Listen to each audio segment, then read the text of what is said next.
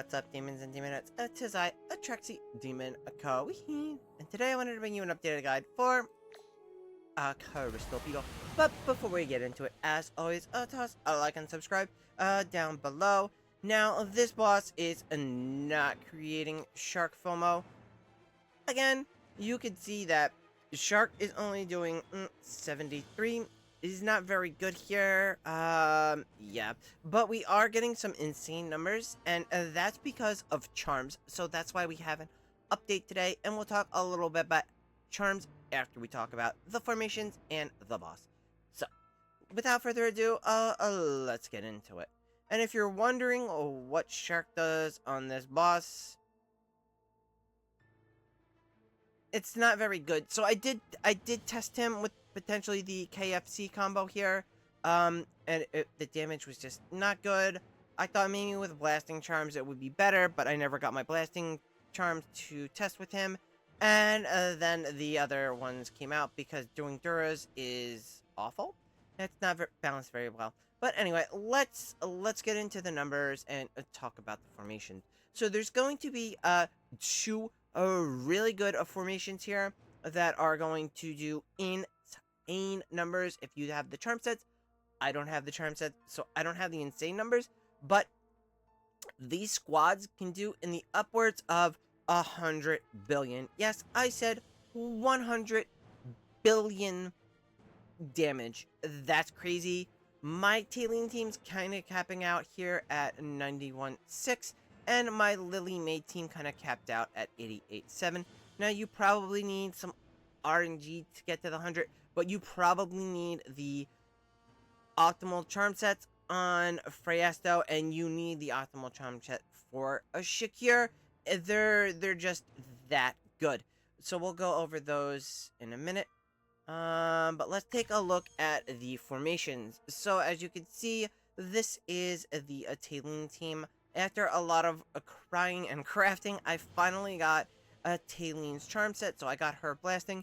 It was a little disappointing. I only saw about a 4 billion increase in a Tailene's damage with her blast charm set. It wasn't anything crazy like we saw with Ludovic, where his damage like doubled when he went just from his Mythic charm set to his Insight charm set, which is a crazy. Alright, so if we look at the numbers, Smokey's at 10, Ludo's 32, Freyasto's 24. Obviously, Shakir's not doing much here. He's more there as a buffer. And then we have a Tailene at 22. Then let's take a look at the formation. Alright, so here's the formation. We have Smokey to the side, the real Freyasto in front of a Tailene, Illusion Freyasto here, Shakir, and Ludovic, right? I mean, we might as well just give a Ludovic's buff to somebody, and we want to give the energy buff to Tailene. Then we have a Resonator in the back here, so then that makes Tailene the Resonator. Alright, so without further ado, let's see it in action. Both formations are similar. So as you can see, it's ideal because Ludovic and Smokey are both the side, so they both avoid that spike that comes down the middle, so neither of them gets stunned. That lets Smokey get 100% uptime on his aura, which allows him to buff the team as much as possible, as well as his third ult doing damage to the boss.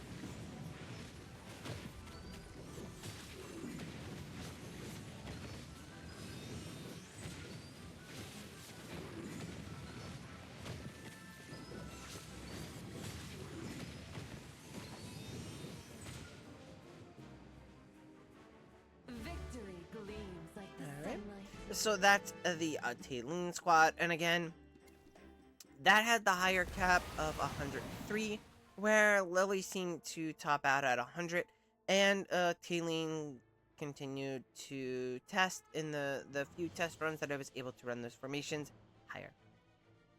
So let's take a look at the Lily formation, as it is very similar. Basically, we're just swapping Shakir behind Smokey here to give Lily the buff from Ludo from his charm set. So we have a Ludo in front, a Lily in back, Smokey in front here, Shakir in back, Real Freyasto up here, and Illusion Freyasto in the back, and we are going to run the Avert artifact. Now we can take a look at it in action. Oh, and here's the damage breakdown. As you can see, they seem to do less damage overall for me. That could just be RNG, or the fact that the Resonator is slightly better.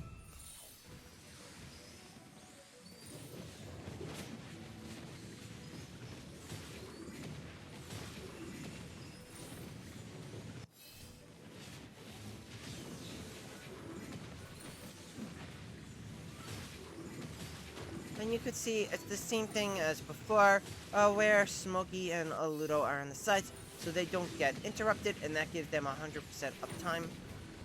So that means his flowers have 100% uptime, and that Smokey's aura has a 100% uptime.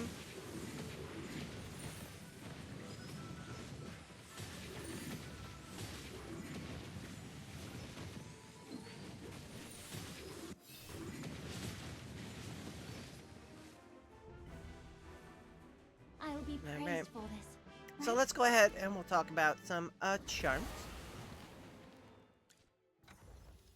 Alright, so the big one that we're missing that would give us the big damage is Shakir's charms. You do need to run his Mystic Charm set, which increases his haste and his skill power, right? So what the skill power is going to do is it's going to buff all of the other allies. It is going to give... Alright, so each non-summon ally with a Lupine Aura also grants him that.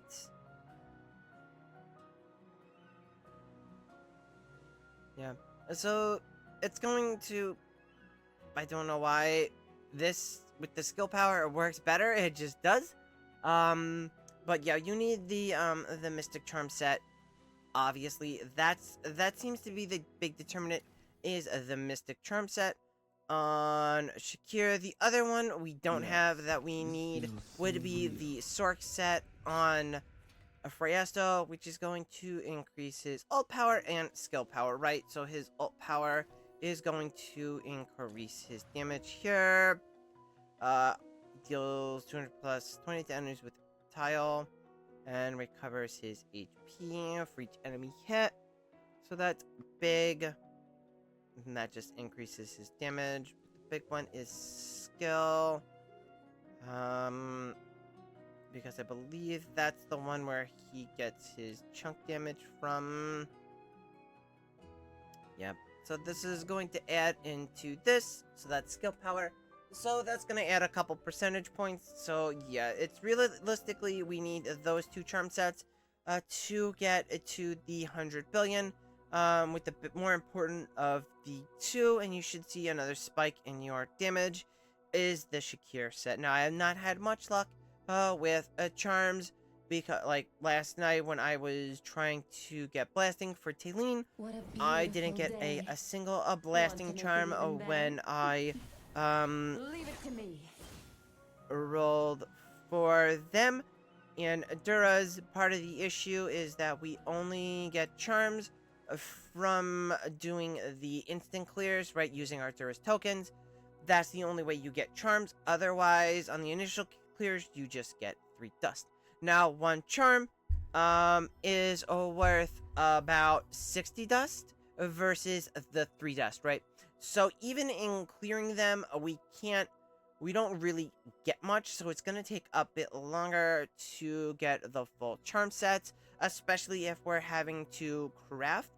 So that's a really slowed down. Especially another big factor was the fact that we had to craft 2 sets for Harak, right? Because we crafted Butcher and Balance, right? He's the only one with 2. So that was a big blunder, I will say, or a costly mistake. It feels a little punishing. Again, it's the same issue that we've had all season, that when charms get released, they're so good, and the benefits that we get from the charms are so good this season, that not having them really sucks.